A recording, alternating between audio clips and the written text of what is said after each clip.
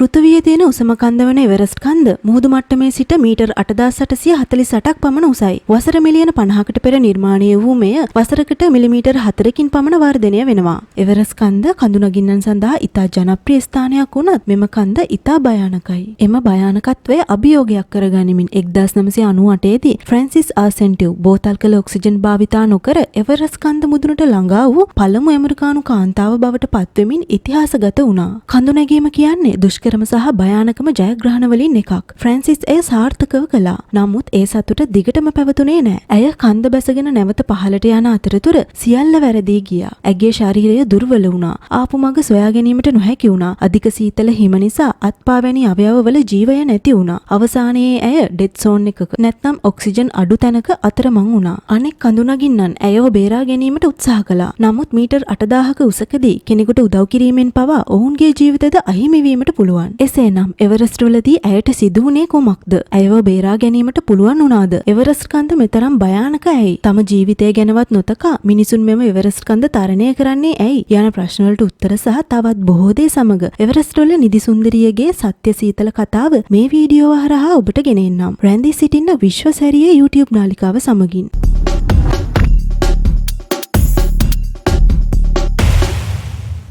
Everest කඳුමුදුන ඉතා සීතල හා සුළං සහිත ස්ථානයක්. උෂ්ණත්වය සෙල්සියස් අංශක -60 දක්වා පහත වැටිය හැකි අතර සුළං පැයට කිලෝමීටර් 280 දක්වා ළඟා විය හැකියි. 1953 දී එඩ්මන්ඩ් හිලරි සහ ටෙන්සින් නෝගේ යන අය එවරස්ට් තරණය කළ පළමු පුද්ගලයන් වීමෙන් පසුව එය නැවත කිරීමට උත්සාහ කරමින් 300කට වැඩි පිරිසක් මිය ගිහින් තියෙනවා. අති බහුතරයකගේ සිරුරු මෙම කන්දේ තවමත් තියෙනවා. වඩාත් ප්‍රසිද්ධ මල සිරුරු අනෙකුත් කඳු නගින්නන් විසින් බිම් සලකුණු ලෙස පවා භාවිතා කරනවා. එවරස්ට් කියන්නේ ලොව පුරා සිටින මිනිසුන් ආකර්ෂණය කරන ඉතාමත් ආකර්ශනීය කන්දක්. කෙසේ වෙතත් එය ඉතා භයානක ස්ථානයක් බව මතක තබා ගැනීම වැදගත්. එවරස්ට් මත මිනිසුන් මිය යාමට බොහෝ හේතු තියෙනවා. ඒ අතර ප්‍රධාන හේතුවක් වෙන්නේ හයි ඇල්ටිටියුඩ් නැත්නම් මුහුදු මට්ටමට වඩා ඉතා ඉහළින් පිහිටි ස්ථානයක් වීමයි. එවැනි උසකදී වාතයේ ඔක්සිජන් ප්‍රමාණය අඩු වෙනවා. ඒ නිසා කඳු නගින්නන්ට ඇල්ටිටියුඩ් සිග්නස් නැත්නම් උස්කඳු රෝගය ඇතිවිය හැකි අතර එය හිසිරදය ඔක්කාරය සහ තෙහෙට්ටුව ඇති කළ හැකියි. මෙම රෝගය බරපතල වූ විට ඇදුම් පටලවලට හෝ මස්තිෂ්කයට බරපතල තත්වයක් ඇතිවිය හැකියි. මෙම තත්ත්ව දෙකම මරණාසන්න අවස්ථා බවට පත් වෙන්න පුළුවන්. මරණවලට තවත් හේතුවක් වෙන්නේ කාලගුණික තත්වය. එවරස්ට් කාලගුණය ඉතා අනපේක්ෂිත හා භයානක විය හැකියි. හදිසි සුළං සහ හිමකුණාටු නිසා කඳු නගින්නන්ව හිම තුල අතුරුදහන් වීමෙන්, හුස්ම හිරවීමෙන් හෝ තුවාල වීමෙන් මරණයට පත්වීමට පුළුවන්. ඒ වගේම හයිපොතමියා කියන රෝග තත්ත්වය ඇතිවිය හැකි අතර එය සිහිසුන් භාවයට හා මරණයට හේතු විය හැකියි. හයිපොතමියා කියන්නේ ශරීර උෂ්ණත්වය අතිශයින් අඩු වීමෙන් ශරීරය සාමාන්‍ය ලෙස ක්‍රියා නොකරන තත්වයක්. කඳු නගින්නන්ගේ මරණයට පොදු හේතුවක් වෙන්නේ ඔවුන් විශාල උසකින් ලිසා වැටීමයි.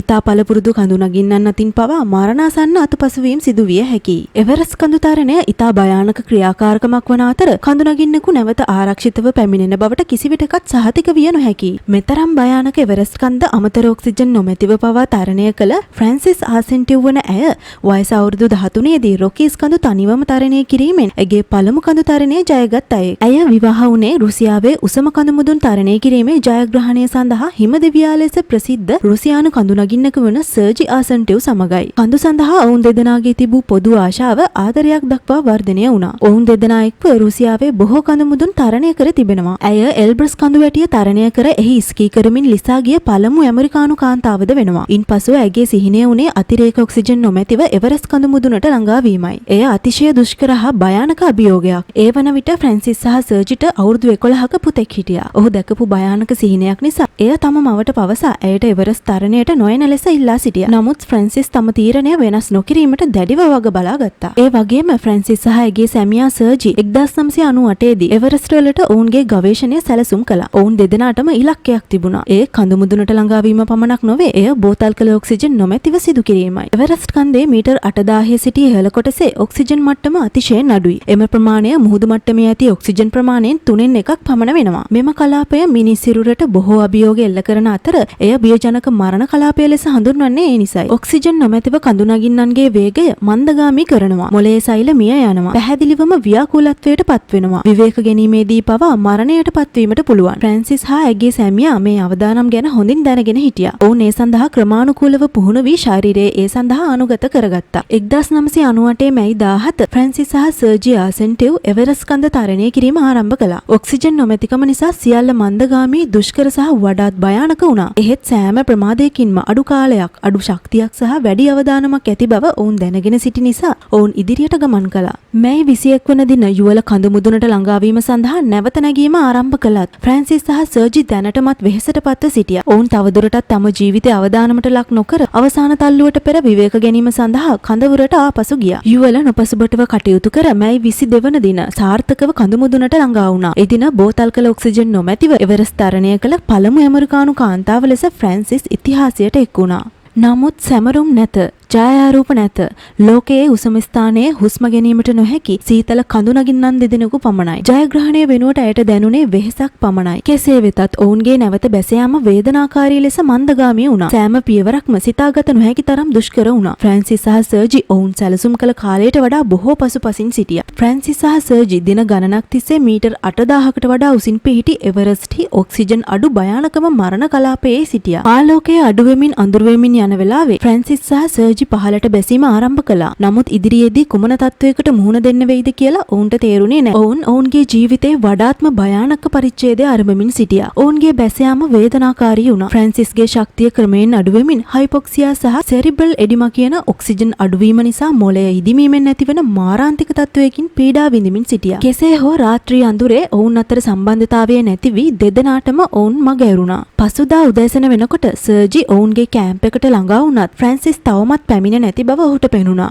ඔහු නැවත ඇයව සොයා පිටත් වුණා. එම තීරණය කොතරම් භයානකදයි ඔහු දැන සිටි නමුත් ඇයවෙහි තනිවම දමා යාමට ඔහුට නොහැකි. ඇය ඔහුගේ ආදරයයි. නමුත් උදෑසන කඳුනගින්නන් පිරිසකට ෆ්‍රැන්සිස්ව හමු වුණා. ඇය තනිවම එම භයානක මරණ කලාපයේ දිවිගලවාගෙන තවමත් ජීවතුන් අතර සිටියා. ඇය හිමේ කුලි වී සිටියා. දැඩි හිමේ යන්තම් සිහිසුන්ව සිටි ඇයට තනිවම ගමන් කළ නොහැකි වුණා. කඳුනගින්නන් දෙදෙනෙකු වන ඉයන් උඩෝල් සහ කැති යොඩෝ යන දෙදෙනා ඇය සිටින ස්ථානයට පැමිණි අවස්ථාවේ ඇය මාව දාලා යන්න එපායයි මිමිනුවා. ඔවුන් හැකි සෑම දෙයක්ම කර තිබුණා. ඔවුන් ඇයට ඔක්සිජන් ලබා දී ඇයට ගමන් කිරීමට උදව් කළා. නමුත් ඇයගේ තත්ත්වය ඉතා බරපතල තත්වයක තිබුණා. ඔවුන්ගේ ජීවිතද නූලකින් එල්ලී තිබූ නිසා එහි රැඳී සිට ඇයව පහළට ගෙන යාමට උත්සාහ කළොත් ඔවුන්ද මිය යනවා. එකම තේරීම ඇයව අතහැර දැමීමයි. මරණයට මුහුණ දෙමින් සිටි ඇයව අතහැර දැමීමට සිතාගත නොහැකි තීරණයක් ගැනීමට ඔවුන්ට සිදු වුණා. නමුත් ඔවුන් ෆ්‍රැන්සිස්ගේ පටි සවිකල කඹයට තද කළේ එය ඇයගේ සිරුර කන්දේ මුහුණත දිගේ ලිසා යාම වැළැක්වීමටයි. එයින් ඇයව ආඝාතයට අතුරුදන් වීම වැළකෙනවා.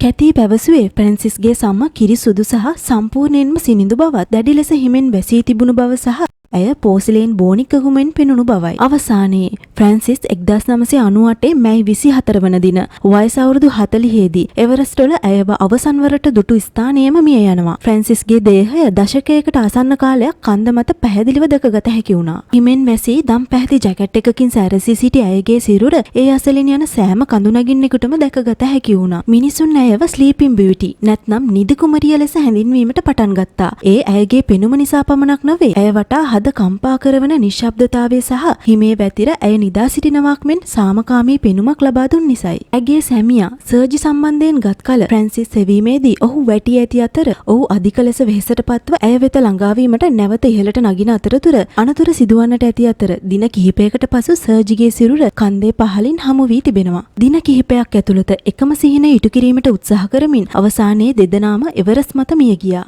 කැති පසුව පැවසුවේ ෆ්‍රැන්සිස්ව අතහැරීම ඇයගේ ජීවිතයේ ගත් අමාරුම තීරණය බවයි. කැති සහ ඉයන් ෆ්‍රැන්සිස්ව භූමිදානය කිරීම සඳහා නැවත එවරස්ට් වෙත ආපහු යන බවට එකිනෙකා පොරොන්දු වී තිබෙනවා. මේ සඳහා සූදානම් වීමට ඔවුන්ට වසර 8ක් සහ ඔවුන් ඉතිරි කරගත් සියලු මුදල් වැය වෙලා තියෙනවා. 2007 මාර්තු 20 වන දින ඔවුන් නැවතත් ෆ්‍රැන්සිස්ගේ දේහය වෙත ළඟා වී එය ඇමරිකානු දජයකින් නොතා ඔවුන් ඇයගේ පුතාගේ සටහනක්ද ඇතුළත් කර පසුව සෑම දිනකම සෑම වසරකම ඒ හරහා ගමන් කරන සිය ගණනක් කඳුනගින්නන්ට නොපෙනෙන ලෙස කන්දේ වඩාත් පෞද්ගලික ස්ථානයක ඇයව තැන්පත් කළා. ඔවුන් පිටත්ව යාමට පෙර නිශ්ශබ්දතාවය හිම සහ සුළඟේ ශබ්දය පමණක් ඇති කන්ද මතදී ඇයට අවසන් ගෞරව දැක්වුවා. ඔවුන් මෙය කළේ ප්‍රසිද්ධිය සඳහා නොවේ. ඒ ඇයට ගෞරවය ලබා දීම සහ අවුරුදු 10කට පසුවත් නිවැරදි දේ කිරීමට තීරණය කිරීමයි. ඉයන් සහ කැති සඳහා එය ඔවුන්ගේ අභ්‍යන්තර සාමය සඳහා වූ අවසන් ක්‍රියාවයි. මේ ආකාරයට ඉයන් සහ ඇගේ කණ්ඩායම එවරස්ට් ස්ලීපින් බියුටිගේ ඛේදජනක කතාවට ගෞරවනීය අවසානයක් ලබා දුන්නා. ඉතින් මේ වීඩියෝ එක ගැන ඔයාගේ අදහසත් පහලින් කමෙන්ට් කරන්න යන ගමන් ඔයාලගේ යාළුවන්ටත් බලන්න ෂෙයා කරන්න. මේ වගේ වැදගත් වීඩියෝ එකකින් තවත් දවසක හමු වෙමු. ඔබට සුබ දවසක්.